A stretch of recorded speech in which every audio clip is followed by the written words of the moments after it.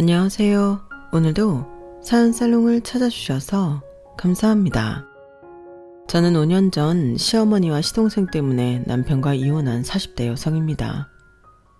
결혼 생활은 11년 했었고요. 아이는 아들, 딸 이렇게 셋이 있어요. 직장에서 만난 남편과는 2년 정도 연애했는데 매일같이 만나다 보니 2년이었지만 그 이상 만난 기분이 들어 결혼까지 순탄하게 왔죠. 서로 집안 형편이나 조건이 비슷해서 결혼하는 데까지 큰 부딪힘도 없었어요. 하지만 아무리 순탄하다고 해도 생판 모르던 남녀가 함께 사는데 당연히 다른 부부들처럼 지지고 볶고 살았고요.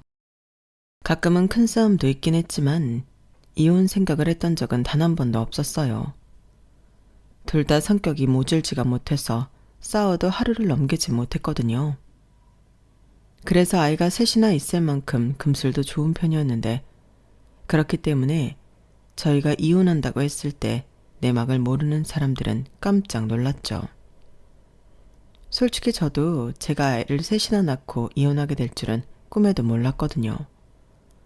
하지만 당신은 이혼 말고는 저와 제 아이들이 제대로 살 수 없는 지경이었는데 아이러니하게도 문제는 제가 오랜 시간 공들여 당첨된 청약 아파트 때문에 시작되었어요. 저희도 처음에 월세부터 시작해 전세살이를 하면서 언젠가는 우리 집을 장만해 우리 5 식구 행복하게 살자는 꿈이 있었는데요. 청약에 당첨되던 날 당장 이사하는 것도 아닌데 그 꿈이 이루어진 것처럼 너무 행복했죠. 당연히 친정시댁 할 것 없이 온 가족이 축하해주며 축제 분위기였어요. 그렇기 때문에 그 아파트가 저에게 골칫거리가 될 거라고는 감히 생각할 수조차 없었는데요. 꼬박 중도금을 다 내고 우리 아파트를 뺏길 위험에 처하니 정말 돌 것 같았어요. 저희가 돈이 많아서 여유롭게 입주일을 기다린 게 아니었거든요. 때로는 친정 부모님에게 손을 벌리기도 하고 또 대출을 받기도 하면서 어렵게 중도금을 내고 버텼는데 그 아파트를 날로 먹으려 하다니 지금 생각해도 아주 분통이 터집니다. 그리고 그 아파트를 탐내는 사람은 다름 아닌 시동생과 예비동서였는데요. 남편에게는, 아니 시댁에게는 애물단지이자 골칫덩어리인 시동생이 있었어요. 남편과는 무려 8살 차이가 났고 저와도 3살 차이가 났었죠. 그리고 시어머니가 이혼 후 혼자 키운 막내 아들이라 그런지 막내 아들 향한 애정은 다소 지나칠 때가 많았는데 그래서 시동생이 나이값을 못했어요. 대학도 다니다가 하도 결석이 많고 시험도 치지 않아 결국 잘렸고요. 고졸 학력에 구할 수 있는 직업은 자기 성에 차지 않아 이렇다 할 직업도 없이 아르바이트를 전전하며 지냈는데 알게 모르게 저희 남편이 저 몰래 용돈도 자주 줬나 보더라고요. 사실 저는 시동생을 별로 좋아하지 않았거든요. 자기 힘으로는 아무것도 하려 하지 않으면서 욕심은 많고 뭐만 잘못되면 남 탓에 불만만 가득했으니 가족이 아니라 그냥 모르는 남으로 봤어도 저에겐 비호감이었어요. 미우나 고우나 자기 동생이고 가족이라고. 남편은 자기 동생을 챙기는 편이었는데 그래도 제 눈치가 보여서 제 앞에 드러내고 시동생을 챙기는 일은 잘 없었어요. 다만 시어머니는 달랐는데요. 뭐만 했다 하면 당신 아들이 제일 불쌍하다며 없는 형편에도 다 해주려고 하시더라고요. 그러다 당신 능력으로 되지 않는 건 고민도 하지 않고 저희 부부에게 말씀하셨는데 그래서 저는 일찌감치 시댁과는 선을 긋고 살았어요.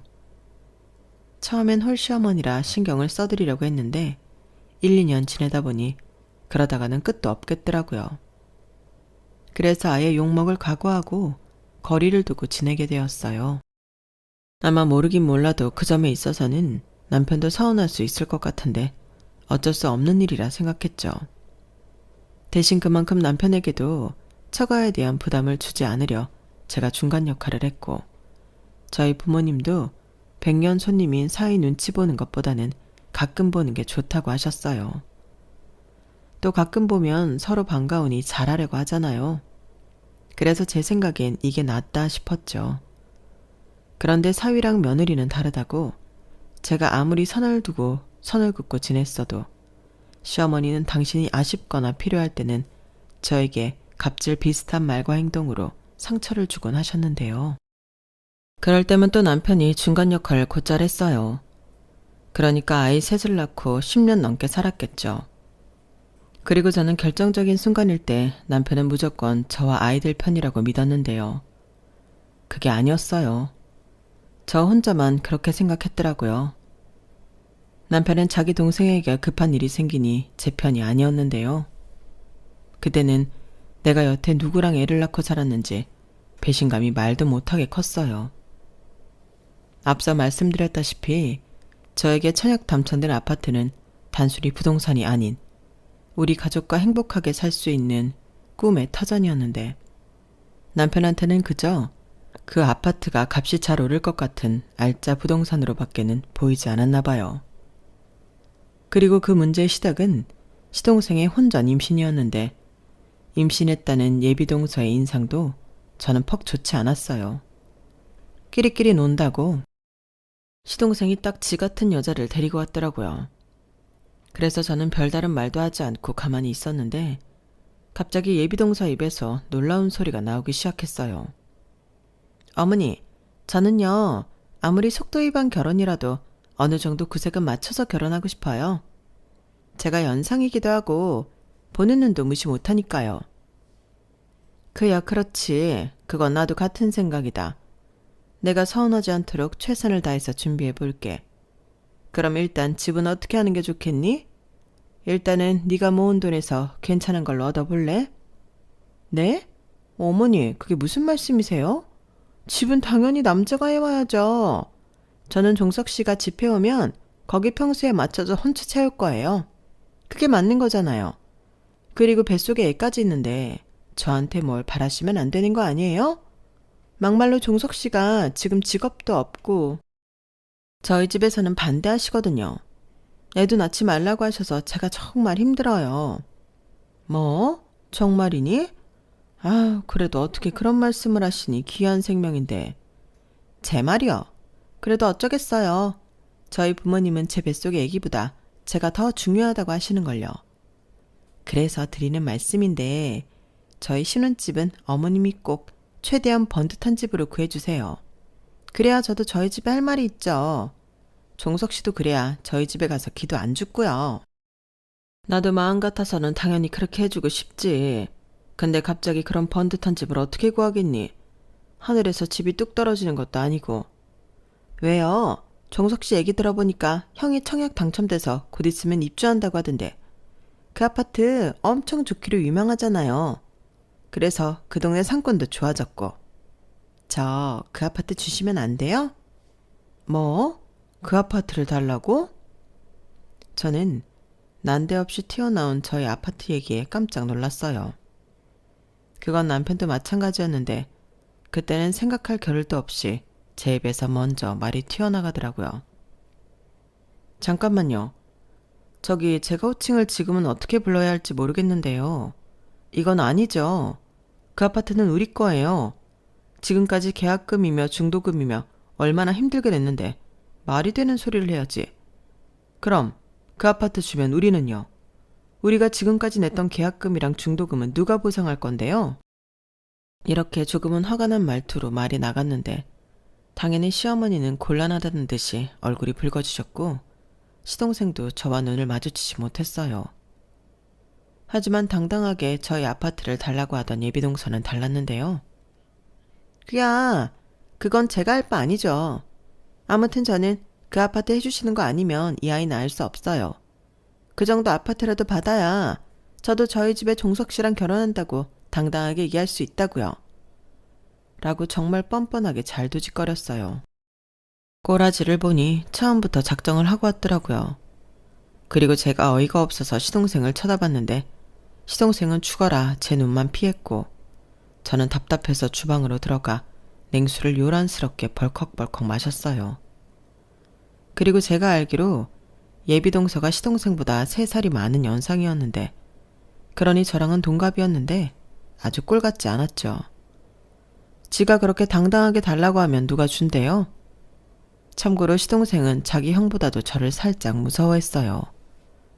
제가 처음부터 자기한테 호의롭지 못하다는 걸 알고 있었기 때문에 오히려 저는 그 점에서 좋았는데, 남자는 여자하기 나름이라고 하더니 예비동서가 언감생심 저의 피 같은 아파트를 달라고 하니 아직 장가도 가지 않았으면서 예비동서 뒤에 숨었어요. 하나를 보면 열을 안다고 앞으로 계속 저럴 것 같았는데, 그래서 저도 초장에 예비동서를 잡아야겠다고 생각했어요. 아무리 동갑이어도 제가 손이 형님이니 그럴 수 있다고 생각했거든요. 사실 자신도 있었는데 시어머니가 아주 당신 막내 아들 장가를 보내야겠다고 마음을 다부지게 드셨는지 저를 슬슬 압박하기 시작하셨어요. 막말로 시동생이 제 아들도 아닌데 임신했다고 해서 제 할 바 아니잖아요. 그래서 처음 시동생이 사고를 쳤다고 했을 때도 저는 흥분하는 남편과 다르게 감정적으로 아무런 동요도 하지 않았는데, 아파트라니. 이건 제가 가만히 있을 수가 없었어요. 솔직히 남자가 집을 구해야 한다, 이왕이면 번듯한 집으로 구해달라고 말하는 예비 동서도 이해가 가지 않았는데요. 시동생이 사기를 친 게 아니라면 예비 동서도 시동생에 대해 모르지 않았을 거잖아요. 저희 시동생은 그때까지도 모아놓은 돈은커녕 그때도 고정적인 수입도 없이 야간에 PC방 아르바이트만 하고 있었는데, 그런 남자를 만나 사고를 쳤으면서 그런 말도 안 되는 요구를 하다니 정말 어이가 없었어요. 그런 욕심을 가졌다면 그런 걸 해올 수 있는 남자를 만났어야죠. 안 그런가요?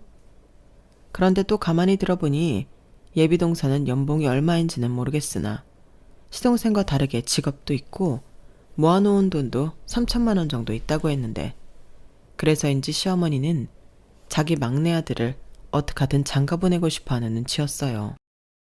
아마 당신도 알고 계셨겠죠. 당신이 지금처럼 계속 시동생을 끼고 살면 평생 그 아들이 아무것도 안 하고 나이만 먹을 텐데, 그럼 늙어가는 아들을 책임져야 했으니 저렇게 직업도 있는 며느리한테 아들을 보내고 싶으셨을 거예요. 아니, 어쩌면 아이도 태어나니 기적처럼 당신의 망나니 아들도 정신을 차릴지도 모른다는 꿈을 꾸셨을 수도 있는데, 아무튼 그런 생각을 갖고 있다 보니 저런 말도 안 되는 억지를 부리는 예비 며느리 앞에서 시어머니는 제대로 반박도 못 하셨어요. 정말 웃긴 게 그 아파트가 당신 소유도 아니잖아요. 그리고 그 아파트 중도금 낼 때 10원 보태주신 것도 없었는데, 양심상 저런 말을 들으면 당연히 그 아파트는 자기한테 아무런 권한이 없다고, 안 된다고 말을 해야죠. 그런데 시어머니는 저랑 제 남편 눈치만 보고 이렇다 할 말을 하지 않으셨어요. 그리고 그 꿍꿍이가 다 읽혀지다 보니 저는 기분이 정말 나빴는데요. 그때도 당연히 남편과 제가 같은 생각일 거라고 생각했죠. 하지만 그건 제 착각이었어요. 사실 어떤 문제가 있다고 해도 남편만 중심 잘 잡고 저랑 뜻을 같이 했다면 아무 문제가 되지 않을 거였는데, 결정적인 순간 남편이 제 등에 칼을 꼽으면서 저희는 건널 수 없는 강을 건너고 말았어요. 아니, 시동생 때문에 이혼을 하는 부부가 어디 있나요? 하지만 남편은 자기 동생 위한다고 10년 넘게 한 입을 덮고 산 저를 배신했고, 신뢰라는 게 한번 깨지니 그 뒤로는 걷잡을 수 없었는데요. 지금 생각해보면 남편은 늘 그랬어요. 지금 당장 먹고 사는데 지장만 없으면 괜찮다고 했었죠. 그래서 아둥바둥 살 필요가 없다며 가끔은 저더러 유난이라고 분위기 깨는 소리를 곧잘 했는데, 만약 제가 유난을 떨지 않았다면 그 아파트 청력에 행운도 없었을 거예요. 그때 제가 아무리 생각해도 저희 같은 서민이 부를 축적하려면 부동산밖에는 없을 것 같았거든요. 그래서 제가 발로 뛰고 비싼 돈까지 내며 부동산 강의도 들으며 정보를 모아 아이가 새신점을 적극 이용해 신중에 신중을 기해 조건에 맞춰서 아파트 청약을 넣었던 거였어요.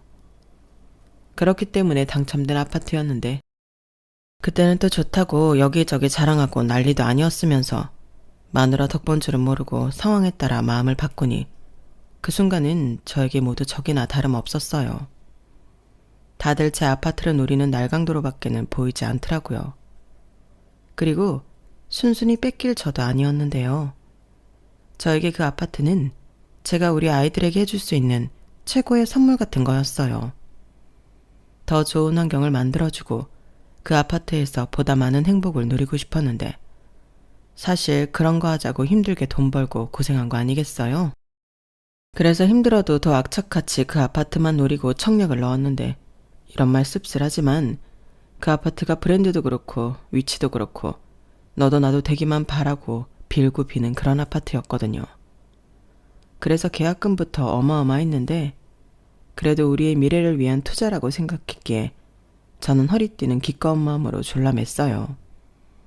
이런 거 하려고 그 힘든 시기에도 맞벌이를 했던 거였기 때문에 저는 더욱 생활비를 줄이고 필요하면 친정의 도움까지 받으며 그 아파트 중도금을 냈거든요. 그렇게 긴 2년여의 시간을 버티다 보니 드디어 완공 시기가 다가오고 있었는데 어디서 난데없이 생판 남이 튀어나와 우리 가족의 아파트를 달라고 하다니요. 저는 예비동서의 말에 거의 눈이 뒤집혔어요.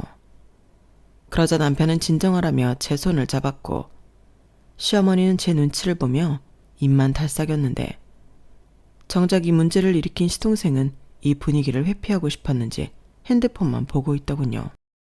그러자 잠시 후 예비동서를 돌려보낸 시어머니가 제 손을 잡더니 저희 아파트를 2년만 빌려주면 안 되겠냐고 하셨는데요. 일단 시동생 결혼이 급하니 눈 가리고 아웅이라도 해야겠다고 하셨어요. 정말 미치고 팔짝 뛸 노릇이었죠. 니들 지금 사는 집도 전세긴 하지만 나쁘지 않잖아. 거기서 더도 말고 덜도 말고 딱 2년만 더 살아. 그 정도는 가족끼리 해줄 수 있지 않니? 어머니, 말도 안 돼요. 저희가 그 아파트 들어가려고 그동안 얼마나 아끼고 살았는지 아시면서 어떻게 이러세요?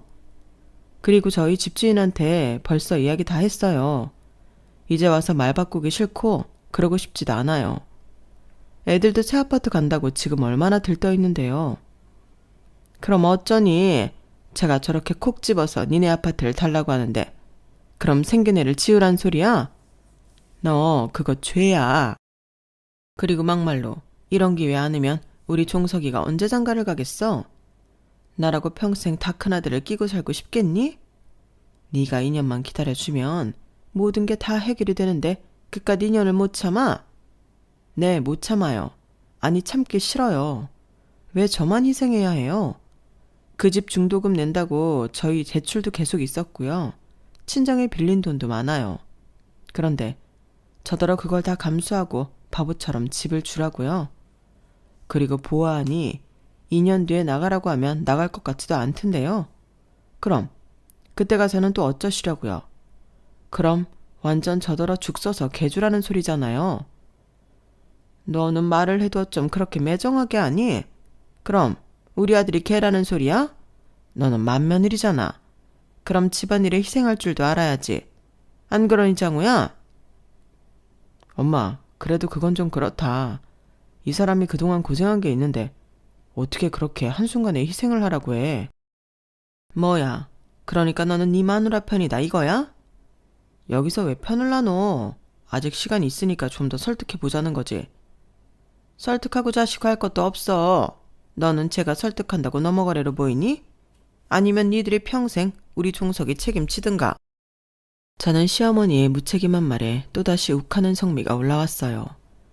그런데 그때 남편이 저한테 참으라고 혼신을 다해 신호를 보냈고 저는 그때까지는 남편도 저와 같은 생각이라고 믿었기에 가까스로 끓어오르는 화를 누르며 참았는데요. 나중에 그런 남편한테 뒤통수를 맞게 될 줄은 정말이지 몰랐어요.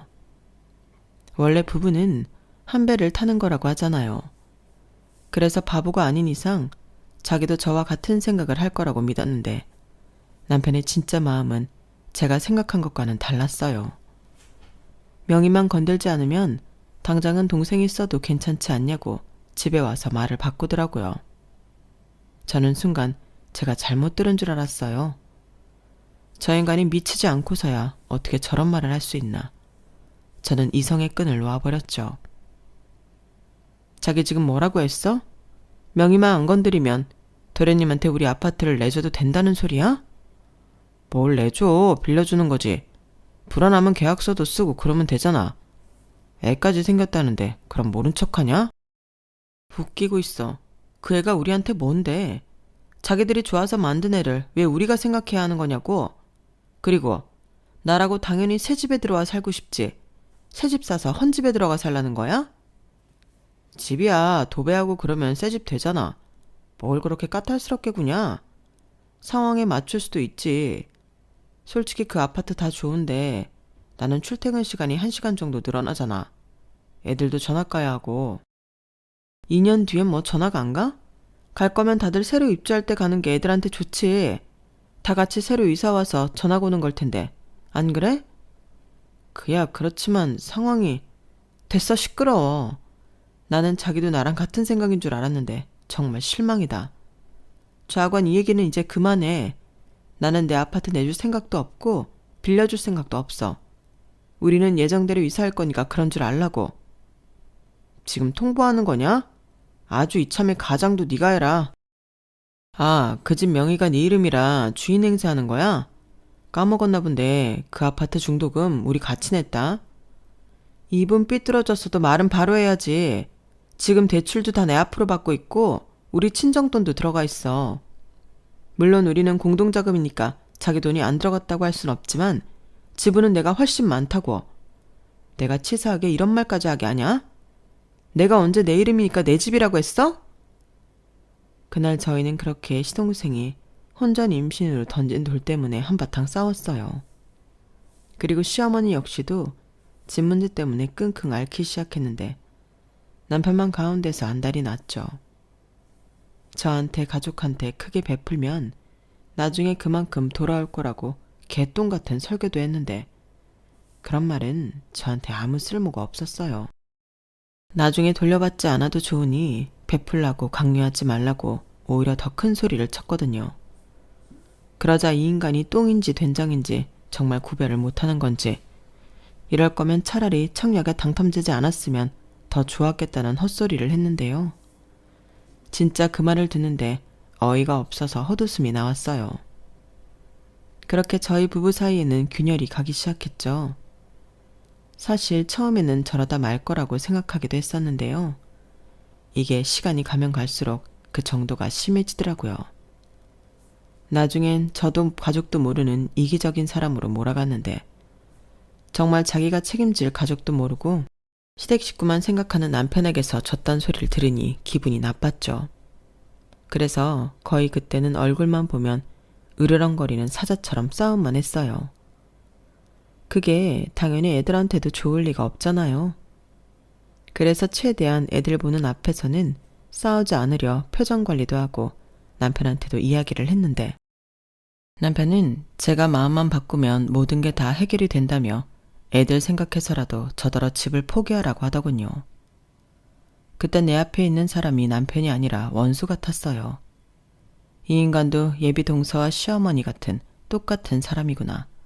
오만정이 떨어졌는데요. 한 번은 더는 안 되겠는지 시어머니가 저에게 자기 집에 오라고 연락을 하셨어요. 저는 어차피 가면 무슨 말을 하실지 뻔히 알았기에 바빠서 못 간다고 애들러 거절했는데 시어머니가 오지 않으면 저희 집에 쳐들어간다고 협박을 하셔서 하는 수 없이 시댁에 가게 되었죠. 시어머니가 오셔서 한바탕 난리를 피우시면 애들한테도 그 꼴을 다 보여야 하니까 그건 너무 싫어 차라리 시댁에 가겠다고 했는데 제가 퇴근 후 시댁으로 가니 예비동서가 저를 노려보며 앉아 있었어요. 어머 형님 오셨어요? 퇴근이 많이 늦으시네요. 아닌가? 오기 싫어서 일부러 늦게 오셨나? 뭐라고요? 지금 나랑 뭐 한번 해보자는 거예요? 왜 가만히 있는 사람한테 시비를 걸어요? 어머니 적어보세요. 형님 너무 무서워요. 저는 홀몸도 아닌데 뱃속에 애기 놀랐겠어요.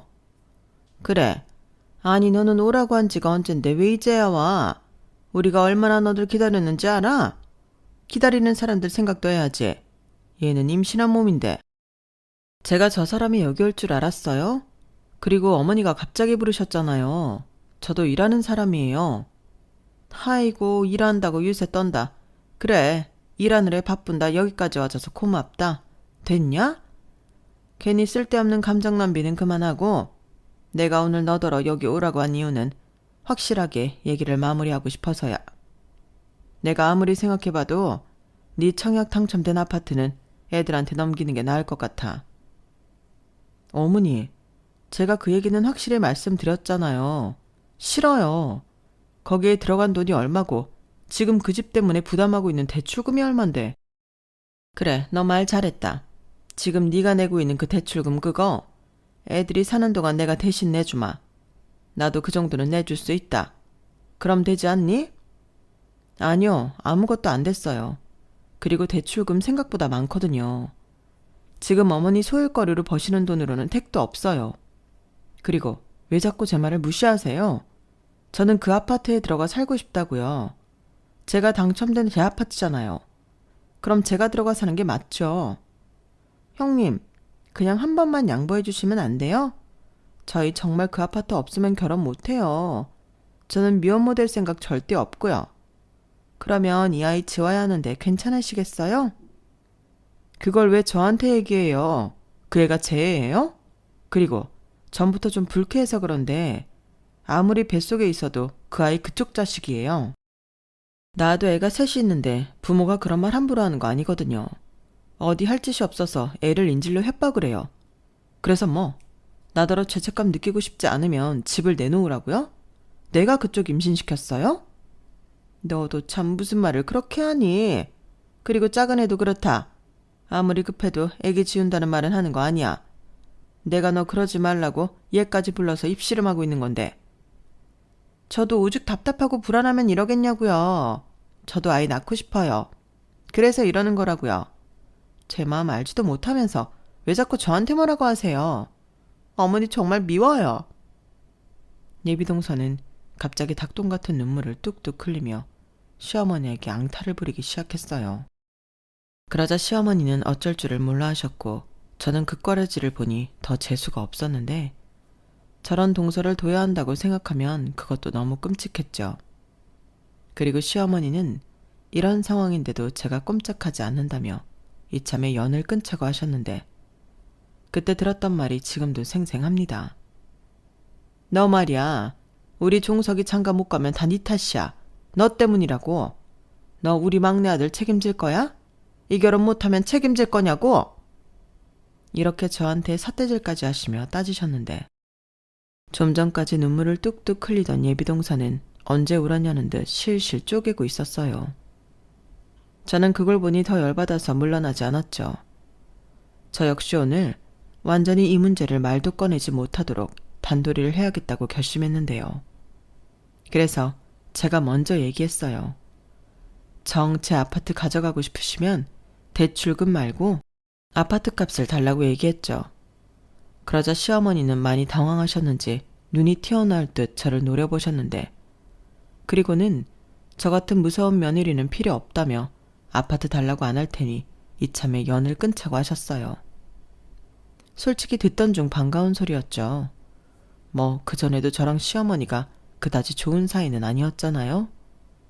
그래서 알겠다고 그럼 오늘이 마지막이니 건강히 잘 계시라고 하고 인사를 꾸벅 했는데 시어머니 얼굴이 더 울그락불그락 빨갛게 달아오르더라고요. 딱 보니 약이 잔뜩 올라 계셨는데 갑자기 화를 내셨어요. 너 지금 나 놀리냐? 그래, 정말 나랑 연을 끊겠다는 거지? 솔직히 못할 것도 없죠. 어머니도 생각해 보세요. 제가 여기 와서 좋았던 적이 단 한 번이라도 있었어요? 저는 여기 오면 맨날 일만 했어요. 아, 이제 그거 내가 안 하면 그쪽이 하는 거겠네. 여기 제사도 엄청 많고 명절은 거의 죽음이에요. 그 정도는 각오하고 시집오는 게 신상에 좋을걸요? 아, 나 애 셋인 거 들어서 알죠? 그래도 우리 어머니 짤 없이 저한테만 일 시켰어요. 그러니 그쪽에 애를 낳아도 달라질 건 없으니까 꿈 깨요.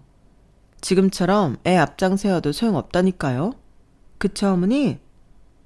저는 이왕 반가운 소리를 들었으니 예비동서에게 고급 정보 하나는 알려주는 게 맞다고 생각했어요. 그런데 시어머니도 예비동서도 똥 씹은 얼굴이 되었고 저는 더 있다가는 머리채라도 잡힐 것 같아 얼른 시댁을 빠져나왔는데 제가 집에 도착하는 시간보다 시어머니 연락이 더 빨랐어요. 집에 가니까 남편이 아주 금방이라도 집을 부술 것처럼 무서운 얼굴로 저를 기다리고 있더라고요. 그리고는 다짜고짜 네가 재수 씨한테 아파트 포기하고 애 지으라고 했다며? 라고 제가 하지도 않은 말을 하며 저를 다그쳤는데 이건 너무 억울했어요. 오히려 부모가 돼서 그딴 소리 하지 말라고 한 게 저인데 저렇게 말을 하니 참을 수가 없었죠. 누가 그래? 어머니가 그래? 아니면 그 여자가 그래? 내가 무슨 권리로 애를 지으라 마라 해. 그냥 나는 아파트 안 줄 거라고 확실하게 못 박았을 뿐이야. 그리고 어머니가 영 끊자고 하시던데? 그래서 얼씨구나 좋구나 그러자고 했어? 건강히 잘 계시라고 인사까지 했다며. 네가 며느리냐? 며느리지 딸이겠냐? 영 끊자고 하시는데 그럼 뭐라고 해. 건강히 잘 계시라고 하지. 왜? 자기한테도 아파트 못 뺏어올 것 같으면 영 끊자고 하셨어? 너 정말 말 그렇게 할 거야?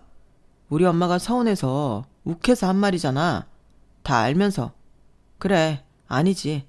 너야말로 이참에 우리 가족이랑 영 끊고 싶은 거구나. 그래, 솔직히 말하면 틀린 말은 아니야. 그렇잖아. 뭐 좋은 대접을 받는다고. 그래도 나는 할 도리는 다 했어. 서운해서 그러셨든 욱해서 그러셨든 먼저 영 끊자고 하셨고 나는 알겠다고 했을 뿐이라고. 그럼 뭐 매달리면서 그럴 수 없으니 아파트 도련님한테 줄게요. 그래? 진짜 지긋지긋하다. 그 아파트가 그렇게 좋냐? 가족한테 등 돌릴 만큼 사소해야 하는 거냐고. 내가 그렇다고 몇 번을 말해. 진짜 너라는 여자 징그러워서 더는 같이 못 살겠다. 그래. 너는 가족보다 네가 먼저인 사람이잖아. 내가 앞으로 그런 사람이랑 더 어떻게 사냐? 우리 이만 갈라서자. 뭐라고? 지금 이혼하자는 소리야? 애가 셋이나 있는데 애 아빠라는 사람이 애들 생각은 안 해? 애들 생각하기 전에 내가 죽겠어. 싫은 사람이랑 애 때문에 살 수는 없잖아. 시댁이랑 연도 끊겠다는 사람 내가 왜 끼고 살아야 해? 무엇 때문에? 우리 엄마랑 그런 대화하고 왔을 때는 이 정도 각오는 했어야 하는 거 아니야? 그래, 나라고 뭐 그런 생각 안 해봤겠어? 그래도 나는 최대한 이혼만큼은 참으려고 애썼어. 나보다도 우리 애들을 위해서. 그런데 자기는 우리 애들보다 어머니랑 자기 동생이 더 중요하다는 거네. 그래. 그러니까 아파트 얘기 나왔을 때부터 내 편을 안 들지. 그래. 내가 왜 네 편을 드냐? 이젠 너라는 여자한테 한 톤의 미련도 없어. 까놓고 애들도 이제 다 컸잖아. 컸다고? 지금이 얼마나 중요한데 그딴 소리를 해. 우리 애들은 평생 지금의 기억을 어른이 될 때까지 잊지 못할 거야. 그러든지 말든지 그건 지들 몫이지. 나는 할 말 다 했어. 지금이라도 나 붙잡고 싶으면 아파트 내 동생한테 빌려주고 잘못했다고 해. 그럼 다시 생각해 볼게. 미친놈. 내가 그런 짓을 왜 하냐? 됐고. 그럼 지금 청약 담창된 집에서는 내가 애들 데리고 살 테니까 당신은 당신 엄마 집에 들어가 살아. 이 집 보증금 빼면 똑같이 나누자. 무슨 계산이 그래. 똑같이 나누려면 다 똑같이 나눠야지. 그 당첨된 아파트 나도 권리 있으니까 그거 나한테 넘겨. 대신 이 집 전세 보증금 네가 다 가져가고. 돌았니? 내가 전에도 이야기한 것 같은데. 그 아파트 내 지분이 훨씬 많아. 이거 왜 이래? 그리고 계약자도 나라고. 계약자가 너인 거지. 아직 우리 등기도 안 쳤잖아. 결국엔 나한테서 아파트 뺏으려고 그런 꼼수를 부린 거네. 좋아. 법으로 해. 나는 자신 있으니까. 그리고 그 잘난 자기 가족들 때문에 이혼하는 거니까 난 위자료 청구도 제대로 할 거야. 애들은 당연히 내가 키울 거고 당신은 양육비나 매달 내야겠지? 뭐래. 네가 변호사야 판사야? 위자료? 양육비? 웃기고 자빠졌네. 지나가는 개가 웃겠다. 그러니까 해보자고. 네가 맞는지 내가 맞는지. 뭐? 네? 왜? 너는 나한테 너라고 하면서 나는 너한테 니라고 못하니? 전부터 말하고 싶었는데 너 하지마. 밥맛 없으니까. 뭐야?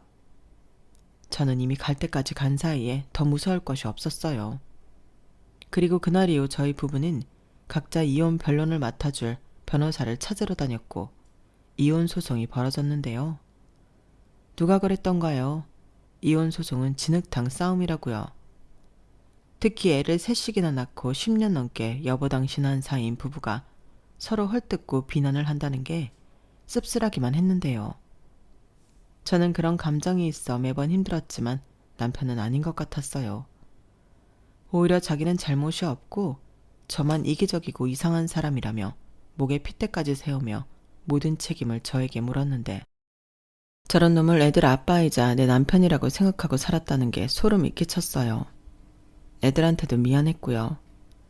그리고 무슨 아집인지 애들도 포기 못하겠다며 자기가 키우겠다고 고집을 부렸는데 애들이 더 질색팔색 하더군요. 아빠랑 살기 싫어. 아빠랑 살면 할머니랑 같이 살아야 하잖아. 나는 할머니도 싫어. 라며 특히 딸애가 울고불고 난리가 났는데요. 제가 물러날 리가 없었어요. 사실 아파트를 가겠다고 그렇게 끈질기게 버텼던 이유도 아이들 때문이었는데 그런 제가 아이들을 포기할 리가 없었죠. 그리고 소송 끝에 저는 양육권을 가져올 수 있었는데요. 제가 벌이가 없는 것도 아니고 아이들도 엄마를 원하니 판사님이 아이들을 위해서라도 애들은 엄마가 키우는 게 맞겠다고 하셨어요. 막말로 남편이 양육권을 가져간다고 해도 남편이 애들을 키우는 게 아니잖아요. 할머니 손에 자랄 것이 분명한데 애들이 할머니가 싫다고 하니 엄마인 제가 낫겠다는 판단이었을 거예요. 그리고 아무리 논리적으로 이야기한다고 해도 2년 넘게 고생해서 아파트 중도금을 낸 저에게 아파트를 양보하라고 강요하는 게 말이나 되는 소리입니까? 애당초 양보는 강요해서 되는 일도 아니잖아요. 그런데 남편은 소송에서 지고 판사님이 너무 편파적인 재판을 했다며 항소를 했는데요. 그 탓에 이혼 소송만 1년 넘게 걸렸어요. 말도 안 되는 논리로 사람을 이렇게나 진을 뺀다는 게 너무 짜증났죠. 그래도 아파트는 완공됐고 저는 아이들을 데리고 그 아파트에 입주를 했는데요. 기분이 참 별로였어요. 분명 제가 상상한 입주날은 축하받고 행복 그 자체였는데 씁쓸하기만 하더라고요. 결국 저랑 애들은 그 아파트에 며칠 지내다 친정으로 갔어요. 마음도 그렇고 불만을 가진 남편이 계속 찾아와 친정에 갈 수밖에 없었는데요. 아무래도 자기 뜻대로 하나도 되지 않았으니 뿔이 난 거겠죠. 항소해서 판을 뒤집지 못한다면 남편은 저에게 1,000만 원의 위자료 지급과 재산분할, 양육비를 매달 250만 원을 지급해야 하는데 그렇게 우기던 아파트에 대한 권리는 아주 미비하게 인정을 받았어요. 그래서 제가 그 정도는 돈으로 챙겨주겠다고 했는데 남편은 강력하게 거부했죠. 왜 아니겠어요? 자기가 원하는 건 아파트인걸요. 하지만 아무리 항소를 해도 원심을 뒤집지 못했고 결국 남편은 제대로 건지는 거 없이 이혼을 하게 되었는데요. 저랑 재산 분할한 돈도 자기 동생 신혼집 구해준다고 다 털어먹은 것 같더라고요. 그리고 시어머니가 소유하고 살고 있던 빌라도 팔아 9억 20평대 아파트를 매매해 시동생을 결혼시킨 모양이었는데 신혼집 마련이 늦어진 탓에 예비동서는 출산을 먼저 하게 되었어요. 지금 생각하면 예비동서였던 그 여자도 대단한 사람이었죠. 어떡하든 집을 받고 결혼하겠다는 자기 고집을 꺾지 않았으니까요. 하지만 그렇게 날로받은 그 집이 언제고 성하겠어요? 제가 마지막으로 들었던 말에 의하면 시동생이 한탕주의에 빠져 주식에 손을 댔다고 했는데 그 집을 담보로 돈을 왕창 땡겼었다고 하더라고요. 그 얘기를 전 남편이 된 그 인간에게 들었는데 그래서 그 빚 갚아주느라 양육비 250만 원 주는 게 힘들다고 그 빚을 갚을 동안만 양육비를 면제해달라고 하는 거 있죠. 다른 것도 아니고 아이들 양육비인데 아빠라는 놈이 어떻게 저런 말을 할 수 있을까? 저는 그때도 남편이 꼴 보기 싫었어요. 남편 자격은 진작부터 없었는데 아빠 자격도 없는 인간이더라고요. 그래서 네 마음대로 하라고. 나는 양육비 밀리면 법으로 할 거라고 했는데 그 때문에도 그 인간이랑 한방했죠. 하지만 저는 무섭지 않았어요. 제가 제 권리 행사하겠다는데 잘못된 게 없잖아요. 그리고 그렇게 전 남편이 돌아가고 며칠 뒤 몰라보게 수척해진 시어머니가 제가 일하는 회사까지 찾아왔는데 자기가 힘들어서 못 살겠다고 저를 붙잡고 하소연을 했어요. 내가 언제까지 이렇게 자식들 뒤치다거리를 하고 살아야 하니? 나도 정말 힘들다. 네가 애들 양육비 안 주면 법으로 한다고 했다고? 그 때문에 네 남편, 아니 내 아들이 나더러 자기 인생 망쳤다고 난리도 아니야. 내가 언제 이혼하라고 했니? 아파트만 조금 빌려달라고 했지. 그나저나 너 그 아파트 들어가 살지도 않는다며. 그럴걸 왜 이런 사단을 만들어? 시어머니는 영 끊자고 할 땐 언제고 저런 말을 한다는 게 이해가 가지 않았어요. 그리고 저 역시 그때는 감정이 욱하고 올라와 참지 않았는데요. 저더러 지금 왜 그 아파트에서 안 사냐고 물으셨어요? 정말 몰라서 그러시는 거예요? 이게 다 어머니랑 그 잘난 어머니 둘째 며느리 때문이잖아요. 왜 남의 것을 욕심내서 이런 사단을 만들어요? 우리가 뭘 그냥 좋게.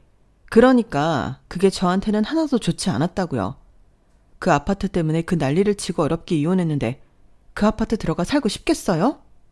저는 그 아파트 들어가는 날만 기다리면서 그 힘든 시간을 버텼는데 이게 뭐냐고요. 그걸 왜 내 탓을 하니? 사람 일이 어디 마음 먹은 대로만 일어나는 줄 알아? 나도 우리 종석이가 그렇게 사고를 칠 줄 몰랐잖아. 그래도 결혼은 시켜야 했으니까 결국 자업자득이지. 이거 봐봐. 너도 썩 행복하지 않잖아. 그러니까 이제 그만 너도 고집 피우고 큰애랑 합쳐라. 나는 이제 더는 걔랑 못 살아. 너무 힘들어. 그리고 이렇게 살다가는 나는 언제 자유롭게 사니?